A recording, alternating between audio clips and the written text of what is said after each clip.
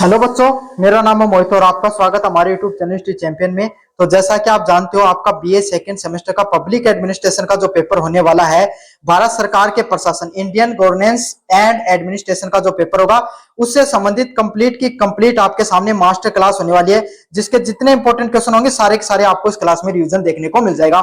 इस क्लास से बाहर कुछ नहीं आने वाला है, पूरी क्लास देख लेना। ये पीडीएफ फ्री में हमारे कहां पर मिल जाएगी? व्हाट्सएप चैनल पर मिल जाएगी, लेकिन मिलेगी उसी को जो बच्चा चैनल को सब्सक्राइब करके डिस्क्रिप्शन में व्हाट्सएप पे चैनल पे दे रखा लिंक, उस पर क्लिक करके व्हाट्सएप चैनल पे पीडीएफ पढ़ लेगा।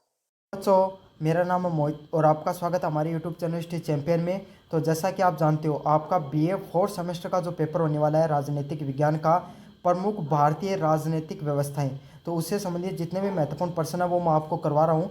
तो उनके जो सॉल्यूशन है, उसमें से जो अगला प्रश्न है, भारत के प्रधानमंत्रियों के कार्य शक्तियां विस्तृति का परीक्षण कीजिए। तो भारत में जो प्रधानमंत्री होता है उसके क्या कार्य होते हैं, उसकी क्या क्या शक्तियां होती हैं और उसकी क्या स्थिति होती है, तो इस पर आपको सविस्तार से टिप्पणी करनी है। काफ़ी ज़्यादा मोस्ट इंपॉर्टेंट प्रश्न है, अलग अलग विश्वविद्यालयों में अलग अलग बहुत बार ये पूछा जाता है मोस्ट रिपीटिव प्रश्न। आप तो आपको क्या करना है, इस वीडियो को पूरा देखना है। और अगर आप इस वीडियो को पूरा देख लेते हो तो चाहे प्रश्न निबंधात्मक रूप से आए, चाहे लघुतरात्मक रूप से आए, चाहे अति लघुतरात्मक रूप से आए, आप इस प्रश्न को कर दोगे। साथ के साथ जो और के बाकी मैंने प्रमुख आपका जो पेपर होगा फोर्थ सेमेस्टर का राजनीतिक विज्ञान के, उसके जितने महत्वपूर्ण प्रश्न हैं सारे मैंने पहले करवा दिए, तो उनका जो लिंक है वो डिस्क्रिप्शन में मिल जाएगा प्लेलिस्ट का, वहाँ से जाकर आप देख लेना।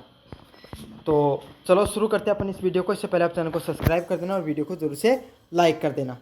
तो आपको पता है, भारत में जो प्रधानमंत्री होता है वो केंद्र सरकार का क्या होता है, प्रमुख होता है। मतलब सबसे बड़ा जो पद होता है केंद्र सरकार में वो किसका ही होता है, प्रधानमंत्री का ही होता है। और सबसे ज़्यादा शक्तिशाली पद भी किसका होता है, भारत में प्रधानमंत्री का ही होता है।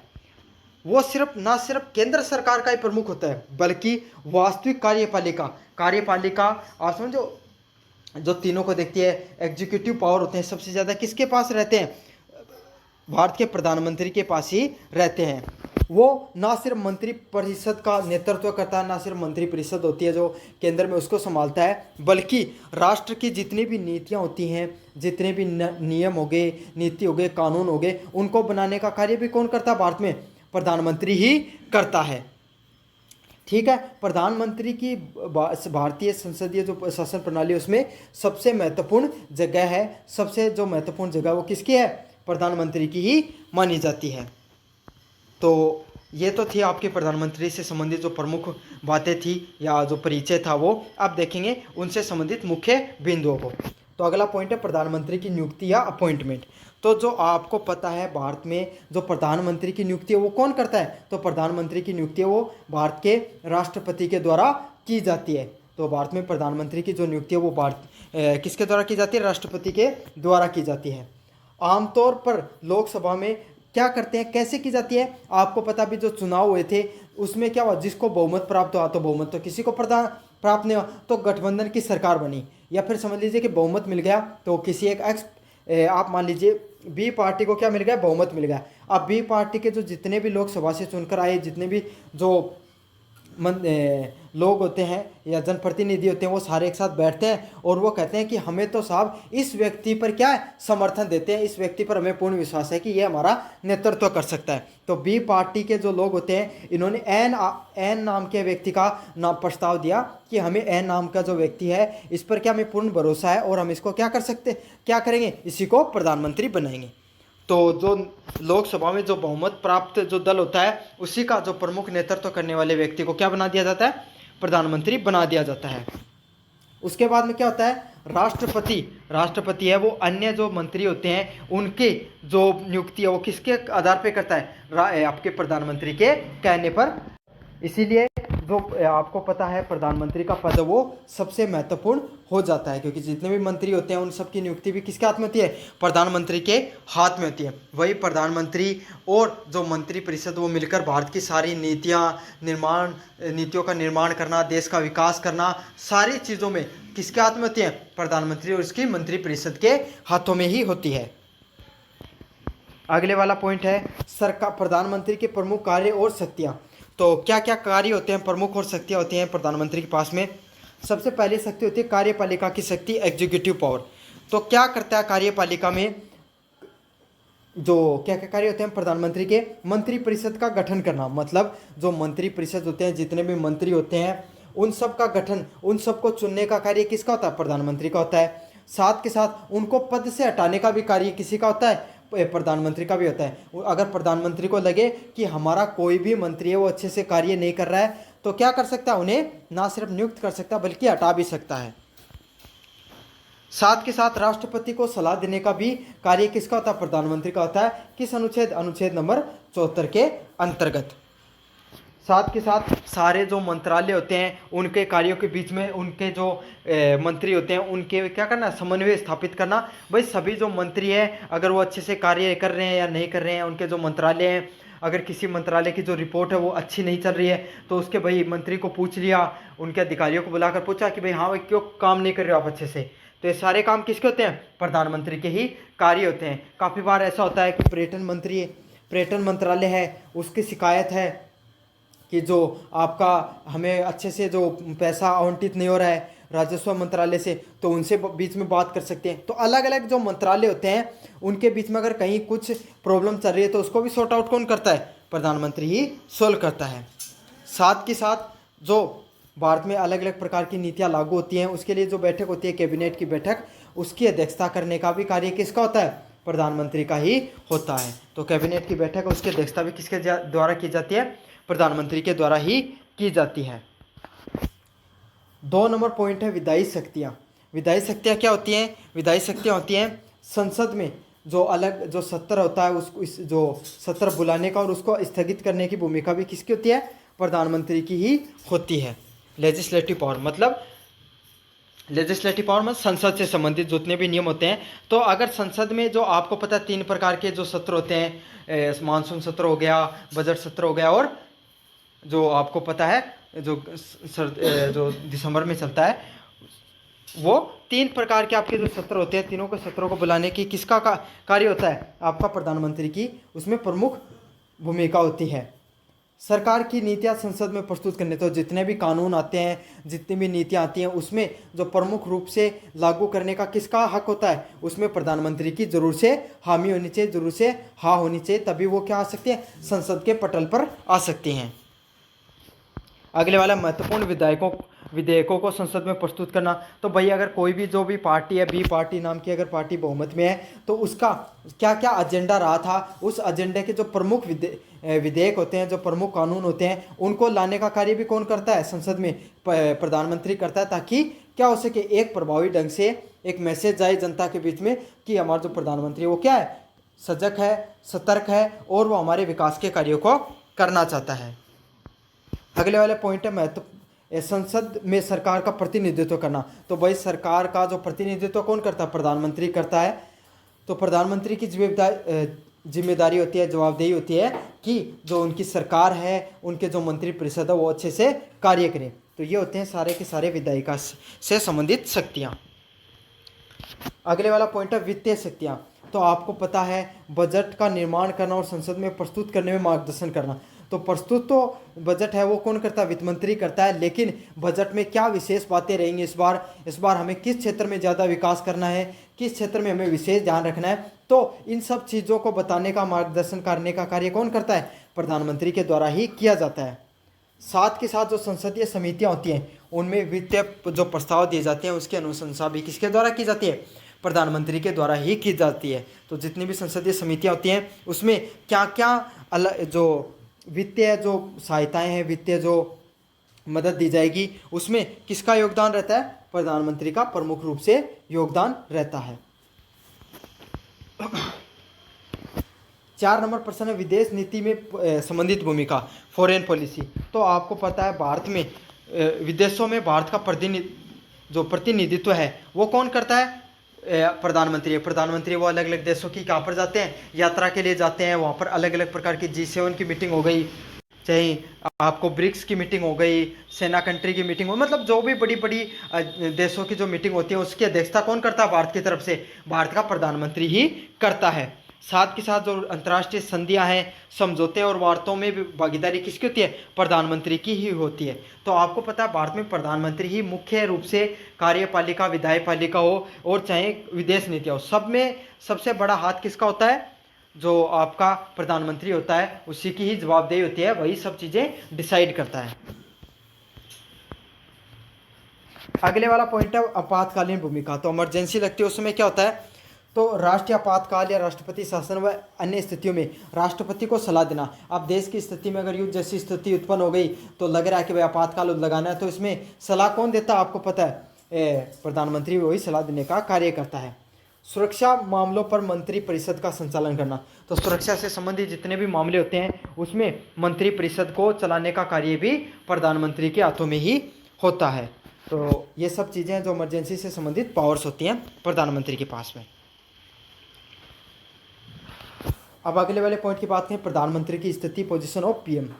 तो प्रधानमंत्री प्रथम के बीच में प्रथम, मतलब फर्स्ट अमंग्स इक्वल्स। प्रधानमंत्री है वो मंत्रियों में क्या होता है, प्रथम होता है, और क्या करता है, सबसे प्रमुख और नेतृत्व करता होता है। मतलब सारे मंत्री परिषद होती है जो वो किसके इशारों पर काम करती है, प्रधानमंत्री के इशारों पर कार्य करती है। अगले वाला पॉइंट क्या है, सरकार की रीढ़ की हड्डी। तो आपको पता है भाई प्रधानमंत्री है वो क्या करता है, नेतृत्व करता है। अगर प्रधानमंत्री के द्वारा अगर कोई गलती होगी तो पूरी सरकार के द्वारा होगी। अगर प्रधानमंत्री अगर सरकार अल्पमत में है तो प्रधानमंत्री की सीट चली जाती है। तो रीढ़ की हड्डी सरकार की कौन होता है, प्रधानमंत्री होता है। उसी को सारी जो जनप्रतिनिधि हैं वो समर्थन देते हैं, और जनप्रतिनिधियों को समर्थन कौन देती है, जनता देती है। तो इनडायरेक्टली रूप से सारी जनता का जो बहुमत की जो जनता है भारत में, उसका समर्थन उस प्रधानमंत्री को होता है, वो सबका चहेता होता है। तो इसी तरीके से क्या होता है, सारे जो सरकार है उसका प्रमुख चेहरा और रीढ़ की हड्डी कौन होता है, प्रधानमंत्री ही होता है। राष्ट्रपति और संसद के बीच में सेतु। तो आपको पता है राष्ट्रपति हो गया जो लोकसभा और राज्यसभा के बीच में प्रमुख संपर्क साधने का कार्य करता है। मतलब आपको पता है कोई भी अगर संसद में कानून आ रहा है और अगर वो पारित होने में कहीं बाधा आ रही है तो क्या कर सकता है, वो भाई जो विपक्ष के नेता हो गए, विपक्ष की मीटिंग बुला ली जाएगी। समझ में आ गया। लोकसभा राज्यसभा में कहीं दिक्कत आ रही है तो उस पर बात की जाएगी, राष्ट्रपति से सलाह ली जा सकती है। तो सारी चीज़ों के बीच में, सभी लोगों के बीच में संपर्क करने का प्रमुख जो व्यक्ति होता है वो भी कौन होता है, प्रधानमंत्री होता है। अगले वाला पॉइंट है लोकतांत्रिक उत्तरदायित्व का केंद्र करना। तो प्रधानमंत्री क्या होता है, प्रधानमंत्री का है वो लोकतंत्र से के प्रति उत्तरदायित्व है उसका होता है कि भाई आपको जो लोकतंत्र है उसको सही से चलाना है, उससे संबंधित कानून बनाने हैं। अगर प्रधानमंत्री चाहे तो लोकतांत्रिक व्यवस्था को बदलाव कर सकता है, क्योंकि भाई कितना बड़ी उसके पास जन समर्थन होता है। लेकिन उन नीतियों को समर्थन करना, सही से लागू करना, सब व्यवस्थाएं सही से चले, ये भी किसके हाथ में होती है, प्रधानमंत्री के हाथ में ही होती हैं। यथार्थ में राष्ट्रीय नेतृत्वकर्ता की भूमिका। तो सरकार की जो नीतियां हैं, जो नियम है, कानून है, फैसले वो लेने का कार्य कौन करता है, प्रधानमंत्री करता है। तो वास्तविक जो नेतृत्वकर्ता वो कौन होता है, भारत में प्रधानमंत्री ही होता है। अगले वाले पॉइंट की बात करें, प्रधानमंत्री की शक्तियों की सीमाएं। तो क्या क्या जो शक्तियां होती हैं जिन जो सीमित होती है प्रधानमंत्री की, तो क्या होती है, संवैधानिक ढांचे की सीमाएं। तो क्या होती है, राष्ट्रपति की संवैधानिक भूमिका बनी रहती है। भाई चाहे कितना भी बड़ा पद हो, कितना भी शक्तिशाली पद हो प्रधानमंत्री का, लेकिन आखिरी जो मोहर है वो किसकी लगती है, राष्ट्रपति की लगती है। तो राष्ट्रपति वो है वो क्या होता है, चाहे उसमें शक्तियां कम हो लेकिन उसके पास भी इतनी शक्तियां होती हैं कि वो प्रधानमंत्री की शक्तियों को क्या कर सकता है, नियंत्रित कर सकता है। इसलिए संवैधानिक रूप से जो प्रधानमंत्री की शक्तियां उसको नियंत्रित किया गया है। अगले वाला पॉइंट है लोकसभा में बहुमत खोने पर त्यागपत्र की आवश्यकता। तो क्या हो गया, लोकसभा के अंदर है वो अल्पमत में आ गई सरकार, जितना बहुमत के लिए चाहिए उतने लोग नहीं है सत्ता के अंदर, तो क्या हो गया, अब उस जो प्रधानमंत्री है उसको क्या देना पड़ेगा, अपना त्यागपत्र वो देना पड़ेगा। दूसरे वाला पॉइंट क्या, दल के अंदर विरोध होने पर नेतृत्व का संकट। तो भाई दल में विरोध हो गया, जो जनप्रतिनिधि है उनको नहीं है समर्थन प्रधानमंत्री को, वो नहीं चाहते कि वो चाहते हैं किसी नए व्यक्ति को अब मौका दिया जाए, तो क्या हो सकता है, उस प्रधानमंत्री को अपने पद से हटना पड़ सकता है। अगले वाला पॉइंट क्या, न्यायपालिका और मीडिया की भूमिका को संतुलित बनाए रखना। तो भाई आपको पता है न्यायपालिका है जो वो क्या करती है, विधायिका से बनाए गए जितने भी नियम कानून हो सकते हैं उनको रद्द करने का अधिकार रखती है। तो उनके बीच में समन्वय बनाए रखने न्यायपालिका के साथ भी बहुत जरूरी होते हैं। निष्कर्ष की बात करें, भारत का जो प्रधानमंत्री है वो वास्तविक शक्ति का केंद्र होता है। भारतीय जो संसदीय परंपरा है उसके अंदर, या भारतीय जो लोकतांत्रिक परंपरा है उसके अंदर वह प्रशासन या फिर जो मंत्रिपरिषद उसका संचालन करता है, नीतियों का निर्माण करता है और देश का प्रतिनिधित्व भी करता है। भारत के संसदीय लोकतंत्र में प्रधानमंत्री की भूमिका ऐसे है जैसे पंडित नेहरू ने कहा था, प्रधानमंत्री वह सूर्य है जिसके चारों ओर सरकार के ग्रह चक्कर लगाते हैं। मतलब प्रधानमंत्री वह सूर्य है, मतलब वह मुख्य केंद्र है, वह मुख्य बिंदु है जिसके चारों ओर और सारे ग्रह जिस तरह चक्कर लगाते हैं उसी तरीके से सारी मंत्रिपरिषद उनके चारों तरफ इर्द गिर्द रहती है। तो ये तो था आपका अगले वाला पॉइंट। तो मेरा नाम मोहित और आपका स्वागत हमारे यूट्यूब चैनल हिस्ट्री चैंपियन में। तो जैसा कि आप जानते हो आपका जो पेपर होने वाला है बीए जो पॉलिटिकल साइंस का फाउंडेशन ऑफ पॉलिटिकल साइंस, उससे संबंधित जो अगला महत्वपूर्ण प्रश्न है, कार्यपालिका के प्रमुख कार्यों का वर्णन कीजिए तथा उनकी शक्तियों में वृद्धि के कारण को बताइए। मतलब कार्यपालिका के क्या क्या प्रमुख कार्य होते हैं उसके बारे में विस्तार से बताइए और उनकी शक्ति में वृद्धि के क्या कैसे कैसे उनकी शक्ति में वृद्धि के क्या क्या कारण है उसके बारे में विस्तार से चर्चा करनी है। काफी ज्यादा महत्वपूर्ण प्रश्न है। इस प्रश्न को शुरू करें इससे पहले जो मैं पीडीएफ पढ़ा रहा हूं, अगर आप ये फ्री में प्राप्त करना चाहते हो तो आपको क्या करना है, चैनल को सबसे पहले सब्सक्राइब करना होगा। जैसे चैनल को सब्सक्राइब करोगे तब आपके सामने नीचे डिस्क्रिप्शन का जो लिंक दे रखा है वहां पर जो टेलीग्राम है, टेलीग्राम का लिंक आपको मिलेगा। बस चैनल को सब्सक्राइब करना पड़ेगा, लेकिन सबसे पहले आपको उस टेलीग्राम के चैनल के लिंक पे क्लिक करना है। फिर आपको क्या करना है, टेलीग्राम को ज्वाइन कर लेना है लिंक पे क्लिक करते ही, और फिर फाइल वाले सेक्शन में जाकर आपको पॉलिटिकल साइंस सर्च करना है और वहां पर जो पॉलिटिकल साइंस की सारी पीडीएफ खुल जाएंगी, उसमें BA first semester political science की पीडीएफ को जाकर पढ़ लेना है। समझ में आ गया आपको अच्छे से? साथ के साथ इसी चैप्टर से संबंधित आपके सामने जो क्लास ले रहा हूं इससे संबंधित अन्य वीडियो देखना चाहते हो तो आपको क्या करना है, आपको जो प्लेलिस्ट का लिंक दे रखा है डिस्क्रिप्शन में वहां से जाकर जरूर से देख सकते हो, लेकिन पहले चैनल को सब्सक्राइब करना पड़ेगा आपको। साथ के साथ जो कोने में आपको सामने व्यू प्रोडक्ट का ऑप्शन दे रखा है इस पे क्लिक करके आप फ्लिपकार्ट पे मंत्रा से कोई प्रोडक्ट खरीदना चाहते हो, सबसे ज्यादा डिस्काउंट मिलेगा, किसी को बताना मत, चुपके से क्लिक करके खरीद लो। जो टैग कर रखा है उसके अलावा भी कोई और प्रोडक्ट टैग करके खरीद सकते हो। समझ में आ गया आपको अच्छे से? चलो अब शुरू करते हैं अपन पढ़ाई को।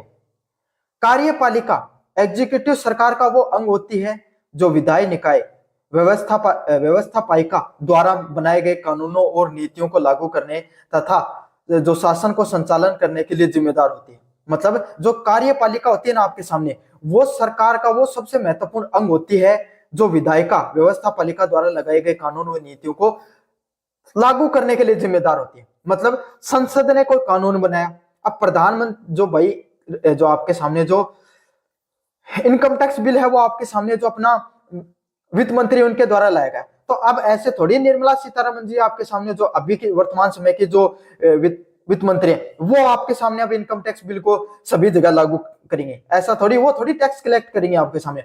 ये कार्य किनका होता है? ये कार्य होता है सरकार के जो अधिकारी होते हैं, जो कार्यपालिका के लोग होते हैं, वो जो संसद के द्वारा जो कानूनों का निर्माण किया गया उन सब कानूनों को जमीनी हकीकत करने का, जनता जो संसदीय जो पटल होता है उस पर लागू करने का कार्य किसका होता है आपके सामने? सभी कानूनों व नीतियों को लागू करने का काम कार्यपालिका का होता है। ये सरकार के वास्तविक कार्यकारी शक्ति का प्रतिनिधित्व करते हैं और ये सब लोग क्या करते हैं, सरकार की जो वास्तविक कार्यकारी शक्ति होती है उन सब का प्रतिनिधित्व कार्य करने का किसका होता है आपके सामने? कार्यपालिका का प्रमुख कार्य होता है। समझ में आ गया आपके सामने? अगले वाला पॉइंट है इसके अंदर आपके सामने कार्यपालिका के मुख्य कार्य। कार्यपालिका के प्रमुख कार्य कौन से होते हैं आपके सामने? कानूनों को लागू करना। यह कार्यपालिका का प्राथमिक कार्य है। यह विधायी पालिका द्वारा पारित किए गए सभी कानूनों को प्रभावी ढंग से लागू करती है। ये क्या करती है आपके सामने? जो कार्यपालिका के जितने भी काम होते हैं उन सबको प्रभावी ढंग से लागू करने का काम किसका होता है? कार्यपालिका का प्रमुख कार्य होता है। यह विधायिका द्वारा पारित सभी कानूनों को प्रभावी ढंग से लागू करती है तथा आवश्यक नियम, उपनियम व प्रशासनिक ढांचा तैयार करती है। साथ के साथ क्या करते हैं, जितने भी जो नियम हो गए, उपनियम हो गए और उनको प्रशासनिक ढंग से लागू करने का कार्य करती है। तो कोई भी जो संसद पटल पे जो कानून बनता है उसको जमीनी हकीकत में बदलने का कार्य किसका होता है? कार्यपालिका का प्रमुख कार्य होता है। वही आपके सामने क्या करती है? संसदीय पटल के जितने भी जो नियम कायदे होते हैं उनको यहाँ पर लागू करने का कार्य करते हैं। अगले वाला पॉइंट आपके सामने नीतियों का निर्माण करना। आधुनिक जटिल राज्यों में कार्यपालिका विशेषकर प्रधानमंत्री व मंत्रिपरिषद नीति निर्माण में भी केंद्रीय भूमिका निभाते हैं। अगर आपके सामने बात करें तो आधुनिक जटिल राज्य हैं उसमें जो कार्यपालिका हो गई, विशेषकर प्रधानमंत्री व मंत्रिपरिषद क्या करते हैं आपके सामने, नीतियों का जो निर्माण होता है उसमें सबसे मुख्य भूमिका किसके द्वारा निभाई जाती है आपके सामने, इन्हीं के द्वारा निभाई जाती है, प्रधानमंत्री व मंत्रिपरिषद के द्वारा। इन जो जितने भी कानून हो गए उनमें सब में इनका निर्माण में इनकी मुख्य भूमिका होती है। यह देश की आंतरिक, आर्थिक, सामाजिक व विदेश नीतियों का मसौदा तैयार करते हैं। भैया जितने भी अधिकारी होते हैं आपके सामने सब क्या करते हैं, इनके नीचे जैसे प्रधानमंत्री का सलाहकार हो गया, प्रधानमंत्री का रक्षा सलाहकार भी होता है, अलग अलग प्रकार के जो व्यक्तित्व होते हैं, अलग अलग प्रकार के बड़े बड़े अधिकारी वो इनसे जुड़े होते हैं। सरकार के मंत्री नहीं, उनके जो आपके सचिव होते हैं वो सारे के सारे आपके सामने जितने मसले होते हैं उनको सुलझाने का काम करते हैं। मंत्री तो सिर्फ साइन करते हैं आपके सामने आखिरकार। देश की आंतरिक, आर्थिक, सामाजिक व विदेश नीतियों का निर्माण किसके द्वारा किया जाता है, संबंधित विभाग के जो सचिव होते हैं उनके द्वारा उनकी नीतियों का निर्माण किया जाता है, और अंत में विधायक साहब है, मंत्री साहब है, उन पे साइन करते हैं। अगले वाला पॉइंट आपके सामने प्रशासन का संचालन। कार्यपालिका देश के विशाल प्रशासनिक तंत्र का नेतृत्व और संचालन करती है।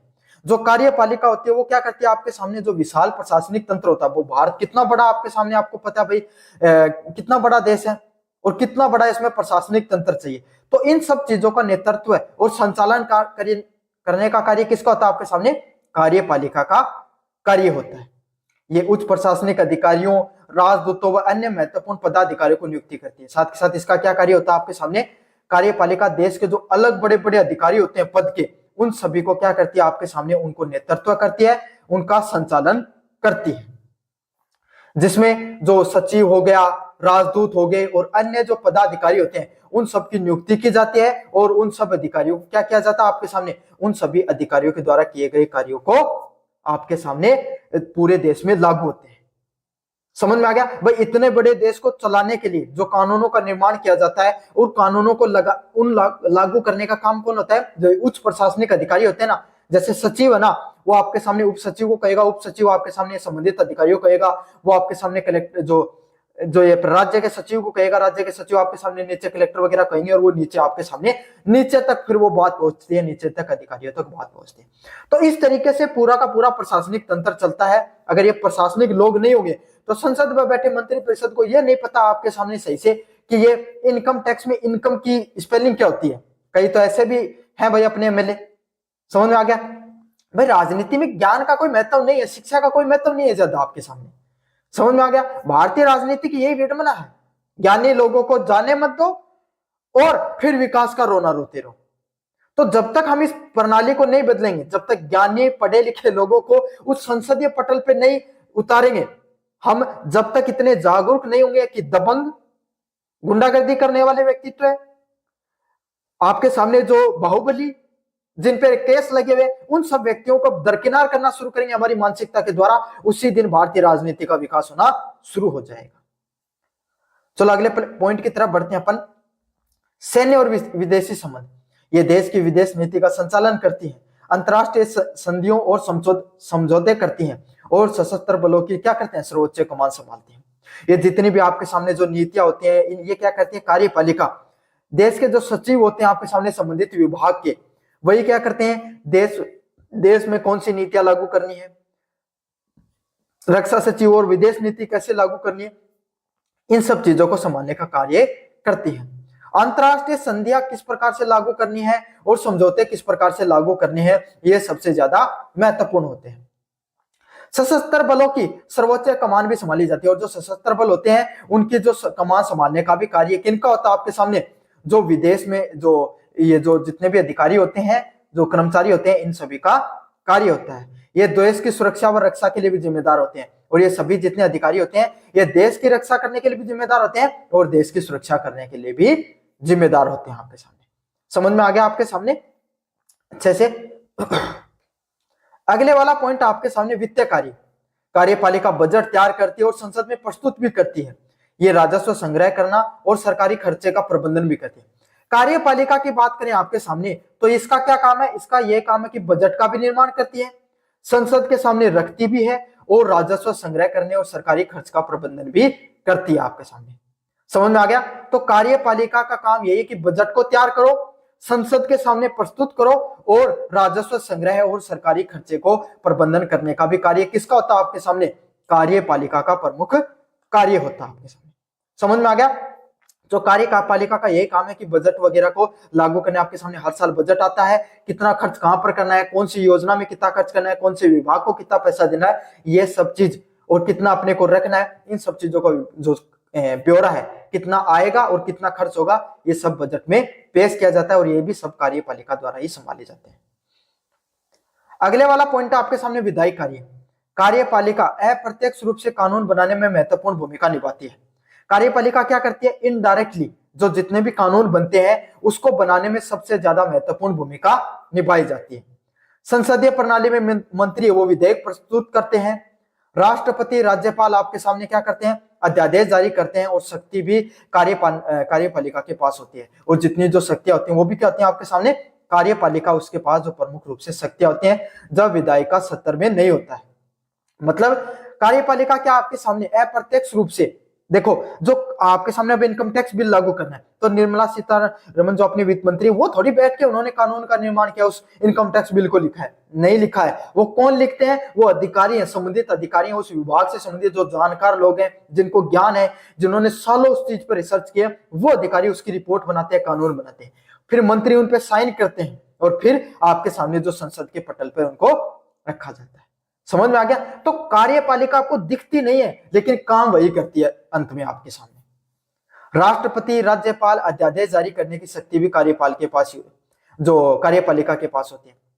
कौन सा कानून कब लागू करना है, कब अध्यादेश जारी करना है, इन सब चीजों को संभालने का काम भी किसका होता है? कार्यपालिका का ही होता है। कार्यपालिका इन सब चीजों को संभालती है। जब विधायिकी सत्र नहीं होता है, तब आपके सामने सारे के सारे कार्य है वो पीछे से किए जाते हैं। अगला पॉइंट आपके सामने न्यायिक कार्य। राष्ट्रपति राज्यपाल के पास समाधान, दंड व को कम करने, निलंबित करने की न्यायिक शक्ति होती है। साथ के साथ जो राष्ट्रपति जो राज्यपाल होते हैं, उनके पास क्या है? समाधान करने की। अगर कोई व्यक्ति है, अगर उसको अब जीवन का अंतिम समय आ चुका है, उसने इनफ आपके सामने सजा काट ली है, तो उसको राष्ट्रपति सजा क्या कर सकते हैं? उसकी माफ भी कर सकते हैं, कम भी कर सकते हैं, निलंबित भी कर सकते हैं। राष्ट्रपति व राज्यपाल के हाथों में ये चीजें होती है। अगले वाला पॉइंट आपके सामने वर्तमान समय में इनकी शक्तियों में वृद्धि कर। आजकल जो आपके सामने जो विभाग होते हैं, संबंधित विभाग, उनमें उनकी शक्तियों में वृद्धि क्यों हुई है, उनके पीछे क्या क्या कारण, उसके बारे में विस्तार से अपन चर्चा करेंगे। कल्याणकारी राज्यों की अवधारणा। आधुनिक राज्यों ने कल्याणकारी राज्यों की भूमिका अपनाई है। जो आजकल के जो जितने भी राज्य हैं, इन्होंने कैसे राज्य की बात करी है? एक कल्याणकारी राज्य की बात की है, जिसके तहत सरकार की शिक्षा, स्वास्थ्य, सामाजिक सुरक्षा व आर्थिक विकास जैसे आपके सामने क्षेत्रों में हस्तक्षेप देना पड़ता है। मतलब जो आधुनिक राज्य हैं, इसमें कल्याणकारी जो राज्य होते हैं उसके बारे में बताया गया है, जिसमें सरकार को शिक्षा, स्वास्थ्य व सामाजिक सुरक्षा जैसे जो मुद्दे होते हैं, आर्थिक विकास जैसे मुद्दे होते हैं, उन पे क्या करना होता है? उन पे हस्तक्षेप करते हैं। ये व्यापक कार्यों के लिए कार्यपालिका की शक्तियों को बढ़ता है। क्यों भाई? क्योंकि जो अधिकारी, जो आपके सामने जो जितने भी जो मंत्री परिषद है या फिर संसद में बैठे हुए लोगों को ज्ञान नहीं है इतना, तो क्या करेंगे? ये जो इतने बड़े जो मुख्य मुद्दे हैं, इन पर काम कौन करता है आपके सामने? अधिकारी काम करते हैं। और अधिकारी काम करते हैं तो अपने हिसाब से नियमों का निर्माण करते हैं। इतने जटिल मुद्दों पर काम कौन करता है आपके सामने? कार्य प्रणाली है। जो कल्याणकारी राज्य के निर्माण में कार्यपालिका का बहुत बड़ा योगदान रहता है, क्योंकि वही नीतियों का निर्माण करते हैं, वही जो सही चीजों उनको पटल पर रखते हैं। मंत्री परिषद को, जो मंत्री परिषद है, सही पूछो तो आदि मंत्री परिषद, ऐसे स्वास्थ्य मंत्री का खुद का स्वास्थ्य बिगड़ा हुआ है। शिक्षा मंत्री को ये नहीं पता कि अपनी कुल कितनी कॉलेजें चल रही हैं, कोई भी डिपार्टमेंट ऐसी हालत हमारे मंत्रियों की, उनको क्या पता है? कुछ मंत्री बहुत पढ़े लिखे हैं, मैं सभी की बात नहीं कर रहा हूं, कुछ मंत्री बहुत ज्यादा संबंधित विभाग का बहुत अच्छा ज्ञान है, लेकिन सभी को नहीं है। कुछ का तो बहुत, मतलब उनको बस बना दिया गया है, काम पीछे अधिकारी ही संभालते हैं। खास करके जो कुछ सरकार जो वर्तमान में चल रही है, उन्हीं का तो यही अधिकार, यही चल रहा है सब कुछ। आर्थिक नियोजन व संकट प्रबंधन, वैश्वीकरण, आर्थिक उथल पुथल और राष्ट्रीय संकटों जैसे महामारी, युद्ध के समय त्वरित और निर्णायक कार्रवाई की आवश्यकता होती है। मतलब जब जो जनता होती है उसके सामने सबसे विकट परिस्थितियां होती है, जैसे वैश्वीकरण हो गया, जो वही सारी दुनिया में क्या हो गया, उथल पुथल मची हुई, जैसे टैरिफ लग रहा है इस समय, अमेरिका भारत पे टैरिफ लगाया जा रहा है, तो उस समय किस प्रकार के फैसले लेने हैं, कोरोना आ गया तब कैसे फैसले लेने हैं, थोड़े से दिन पहले आपके सामने ऑपरेशन सिंदूर चला तब कैसे फैसले लेने हैं। तो इन सब चीजों की जो त्वरित कार्रवाई होती है उसको लागू करने में क्या होता है, कार्यपालिका का बहुत बड़ा योगदान होता है। क्यों? सबसे दिमागदारी, सबसे बुद्धिजीवी व्यक्ति कार्यपालिका का हिस्सा होते हैं और वही सबसे बेहतर, सबसे सटीक निर्णय ले सकते हैं। कार्यपालिका संकट प्रबंधन में सबसे उपयुक्त होती है। क्यों? क्योंकि सबसे ज्यादा बुद्धिजीवी व्यक्ति कहां पर होते हैं, जो कार्यपालिका के अंदर ही होते हैं, जिससे उनकी शक्तियों में स्वाभाविक रूप से बढ़ जाती हैं। जिससे क्या होती है, उनकी जो शक्तियां होती हैं वो स्वाभाविक रूप से आपके सामने बढ़ जाती है। तकनीकी जटिल और विशेषज्ञता। आधुनिक नीतियां अत्यधिक जटिल और तकनीकी होती हैं, जिससे परमाणु ऊर्जा, साइबर सुरक्षा के लिए विशेषज्ञ ज्ञान की आवश्यकता होती है। तो यही बता रहा हूं ना, आज की दुनिया में आपके सामने जो तकनीकी ज्ञान है वो ज्यादा बढ़ रहा है, और जो संसद में बैठे हुए व्यक्ति तो होते हैं, हर व्यक्ति उसमें उतना तकनीकी रूप से सक्षम नहीं होता है। तो कार्यपालिका में जो लोग होते हैं, जो संबंधित विभाग की जानकारी होती है, उन सब लोगों को क्या होता है, आपके सामने जरूरत पड़ती है जब आप विशेषज्ञ से संबंधित आपके सामने कोई ज्ञान की जरूरत होती है। जैसे परमाणु ऊर्जा हो गई, साइबर सुरक्षा जैसे कार्यों पे काम कराना है, तो आपको उस विभाग से संबंधित, उस चीज से संबंधित जो विशेषज्ञ लोग उन्हीं से काम करवाना होता है। यह ज्ञान को मुख्यतः नौकरशाही के विभिन्न अंगों के पास होती है, जिसमें विधायी पालिका भी निर्भरता कार्यपालिका पर पड़ जाती है। जिससे क्या होता है, आपके सामने जो विधायी पालिका उसकी निर्भरता कार्यपालिका के ऊपर धीरे धीरे बढ़ती चली जाती है। अगले वाला पॉइंट आपके सामने प्रतिनिधि लोग हैं, उनके सामने क्या उनका मतलब विधान होता है। विधायिका के पास समय की कमी होने के कारण वह कानून के केवल मूलभूत सिद्धांतों का निर्धारण करती है और बाकी विवरणों को नियमों तथा विनिमयों के माध्यम से शक्ति कार्यपालिका को सौंप देती है। विधायकी होती है, जो संसद में बैठे हुए लोग होते हैं, उनके पास भाई उतना उचित समय भी नहीं होता है, क्योंकि प्रचार प्रसार करना होता है, काम करना होता है ना। तो उन सब लोगों के पास समय की कमी के कारण जो कानून बनाने के जो मूलभूत सिद्धांत होते हैं, बस वो उन्हीं को बता देते हैं, मोटी मोटी चीज बता देते हैं भाई कि इस बार जीएसटी में इसमें इतना कम करना है, इसमें इतना कम करना है, इसमें इतना कम करना है। बाकी काम सारा पीछे बैठे अधिकारी वही करते हैं, और बाकी विवरणों और नियमों और विनिमय के माध्यम से बनाने की जो शक्ति है वो कार्यपालिका के पास ही होती है। बाकी जितने भी कार्य होते हैं वो सारे के सारे कौन करती है, आपके सामने जो कार्यपालिका है वो बाकी के जितने भी कार्य होते हैं वो सारे के सारे वही काम करते हैं, वही आपके सामने सारे के सारे नियमों कायदों को बनाया जाता है, उन्हीं के द्वारा सारे काम किए जाते हैं। समझ में आ गया? दलगत अनुशासन। संसदीय प्रणाली में सत्तारूढ़ दल के पास स्पष्ट बहुमत होने के कारण कठोर दलगत अनुशासन होता है, जिससे कार्यपालिका के निर्णय बिना किसी विरोध के विधायिका के पास हो जाते हैं। भाई क्या होता है, जो संसदीय प्रणाली होती है ना, इसमें सत्तारूढ़ दल के पास क्या होता है, बहुमत होता है। और आपको पता है भारत में किस चीज की जरूरत है, कोई भी कानून को पारित कराने की बहुमत की जरूरत होती है।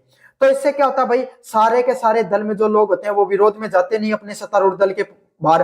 तो क्या होता है, कोई भी कानून बनाना आता है, संसद में पटल पर रखो, बहुमत है, बहुमत से पास हो जाएगा। समझ में आ गया? तो यही कार्यपालिका के जो निर्णय होते हैं, जो उनके द्वारा जो नियम बना दिए गए, वही अंतिम निर्णय होते हैं, बिना किसी रोक टोक के, बिना किसी विरोध के विधायिका में वो सभी की सभी चीजें पारित हो जाती हैं। समझ में आ गया आपके सामने? मीडिया व संचार का प्रभाव। प्रधानमंत्री, राष्ट्रपति जैसी कार्यकारी मीडिया प्रमुख मीडिया व सोशल मीडिया का उपयोग करके सीधे जनता से संवाद करते हैं। तो प्रधानमंत्री और राष्ट्रपति का भाई यही काम है कि वो जनता के प्रति जवाबदेही होते हैं। तो उन्हें तो जनता से लगातार क्या होता है, नियंत्रण में रहना पड़ता है, जनता के लगातार संपर्क में रहना पड़ता है, चाहे मीडिया के माध्यम से, चाहे सोशल मीडिया के माध्यम से, वो लगातार जनता से सीधा संवाद स्थापित करते रहते हैं, जिनसे उनकी लोकप्रियता तो बढ़ती रहती है, लेकिन वो अपनी नीतियों को विधायिका के माध्यम से आसानी से लागू कर पाते हैं। और क्या होता है, जिससे उनकी लोकप्रियता आपके सामने हमेशा बनी रहती है, और इसीलिए वो क्या कर सकते हैं, आपके सामने अपनी जो नीतियां हैं वो जनता पर आसानी से लागू कर सकते हैं।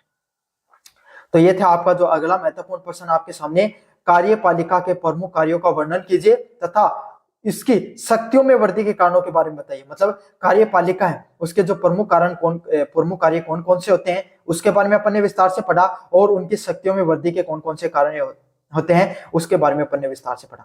कैसा लगा वीडियो जरूर से बताना, चैनल को जरूर से सब्सक्राइब कर देना। धन्यवाद।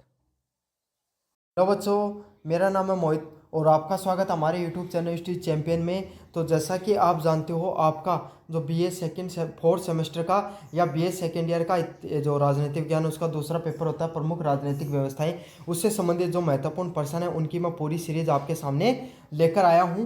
तो आपको क्या करना है, वीडियो को पहले अच्छे से देखना है। तो अगला प्रश्न क्या है, सर्वोच्च न्यायालय की शक्तियां व कार्य। तो सर्वोच्च न्यायालय की क्या क्या शक्तियां रहती है और उनके क्या क्या कार्य है, उनको अपन अच्छे से देखने का प्रयास करेंगे। काफ़ी मोस्ट इंपॉर्टेंट क्वेश्चन है। आपको पता है सुप्रीम कोर्ट से रिलेटेड पर्सन है, उसके क्या क्या कार्य होते हैं, क्या क्या शक्तियाँ होती हैं, ये बहुत ज़्यादा मोस्ट इंपॉर्टेंट पर्सन है। अलग अलग यूनिवर्सिटियों में आपको पता बार बार रिपीट होने वाला पर्सन है। तो आपके विश्वविद्यालय में भी जरूर से प्रश्न आएगा। तो आपको क्या करना है, सबसे पहले वीडियो को पूरा देखना है। इससे क्या निबंधात्मक रूप से प्रश्न आए, चाहे लघुतरात्मक रूप से, चाहे अति लघुतरात्मक रूप से आए, आप इस प्रश्न को पूरा बहुत अच्छे से कर दोगे। साथ साथ चैनल को सब्सक्राइब नहीं किया तो सब्सक्राइब कर दो, वीडियो को जोर से लाइक कर देना है।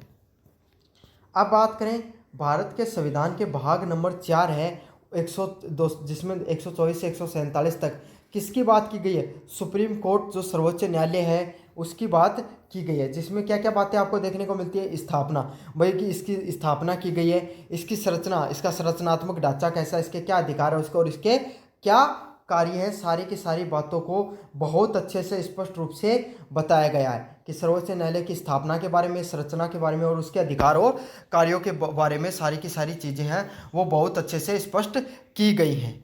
और आपको पता है भारत के अंदर जो सर्वोच्च न्यायिक संस्था कौन सी है, सुप्रीम कोर्ट ही सर्वोच्च न्यायिक संस्था है। वो अंतिम संस्था है जहाँ पर आपको न्याय मिलने की हर व्यक्ति को आस रहती है, हर व्यक्ति को उम्मीद रहती है कि वही एक संस्था है जहाँ पर आपकी अंतिम व्याख्या हो सकती है न्याय की।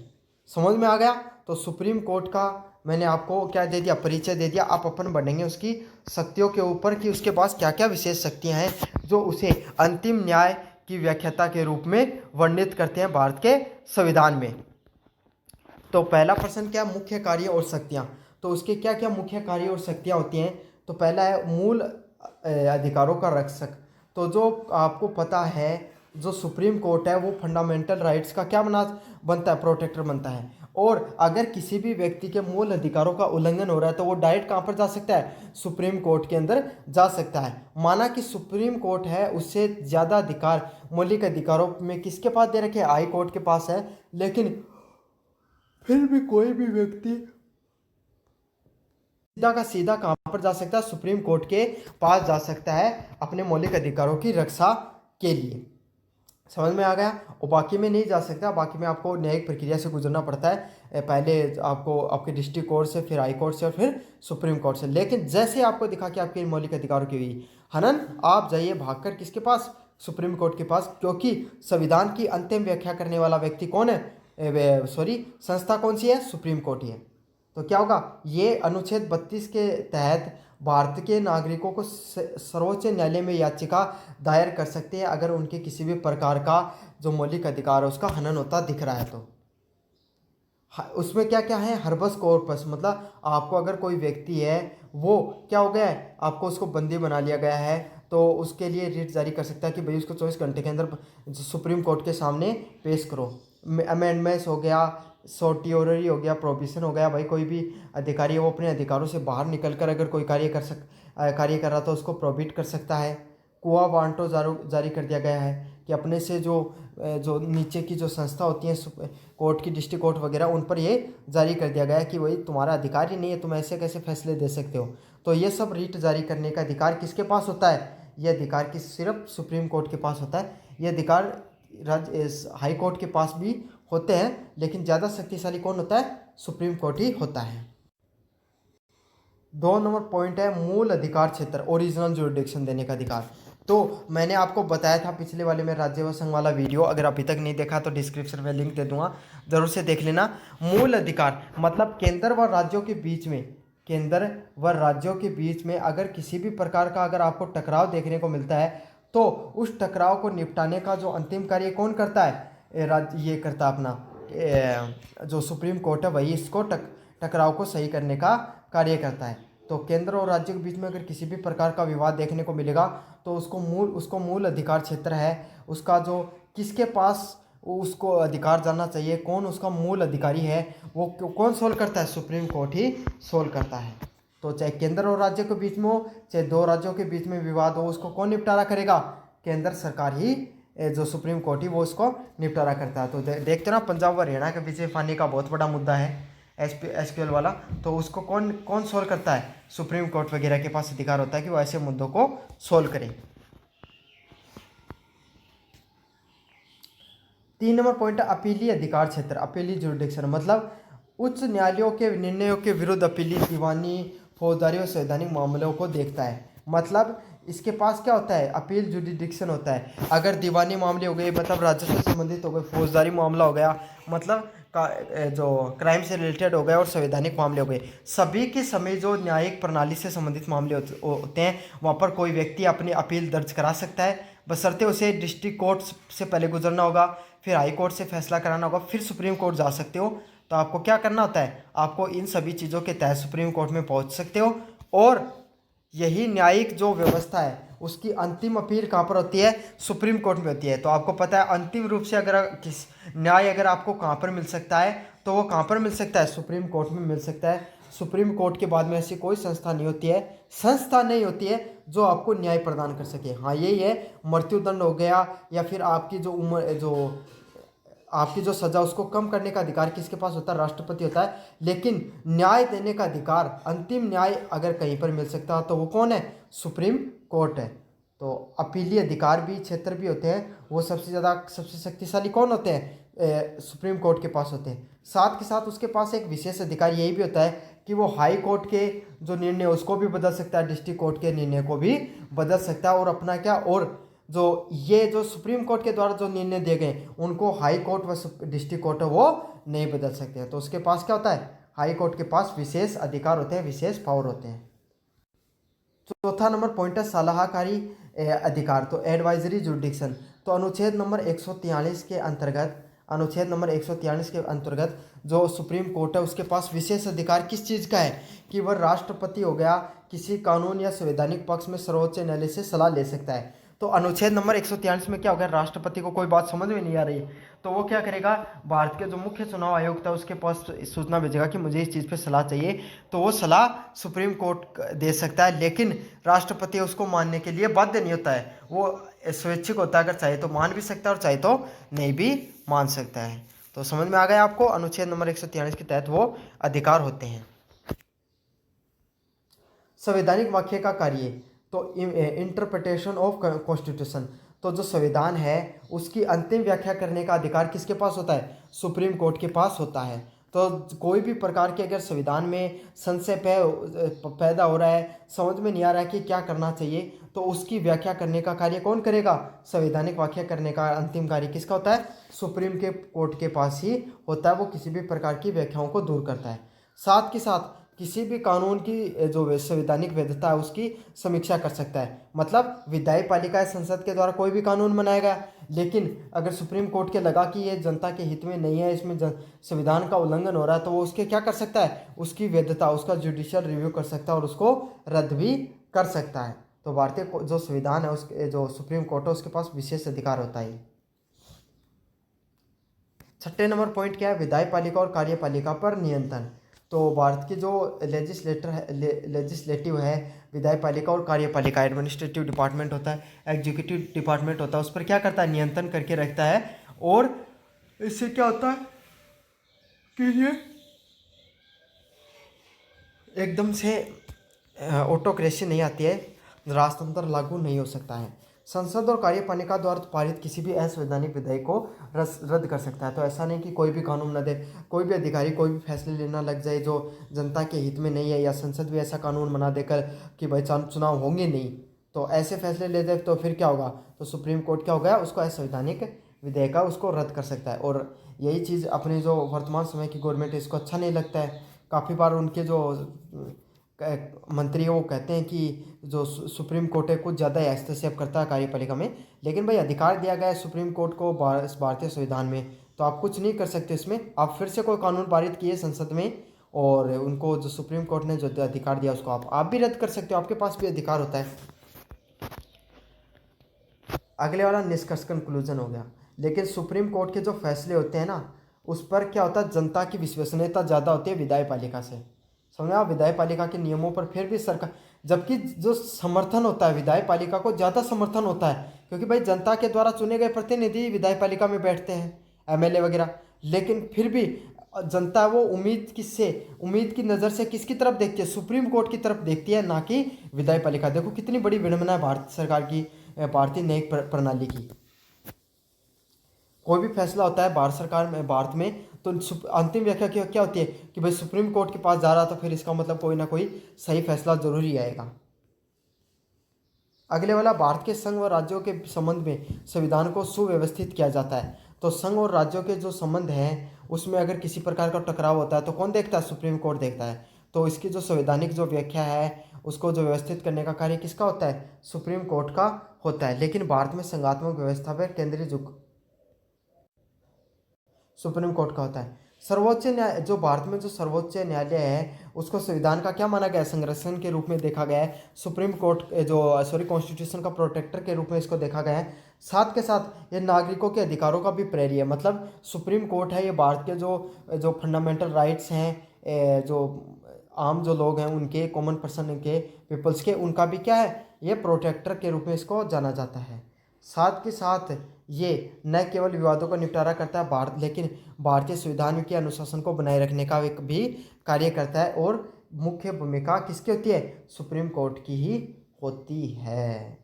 तो ये है आपका जो प्रमुख प्रश्न था कौन से वाला, कि जो सुप्रीम कोर्ट के कितने जो क्या होते हैं, भारत के सर्वोच्च न्यायालय के कार्य व शक्तियाँ होती हैं। काफ़ी मोस्ट इंपॉर्टेंट पर्सन है। मुझे उम्मीद आपने पूरा वीडियो देखा है। अब तक अगर पूरा वीडियो देखा तो चैनल को सब्सक्राइब कर देना और वीडियो को जोर से लाइक कर देना। धन्यवाद।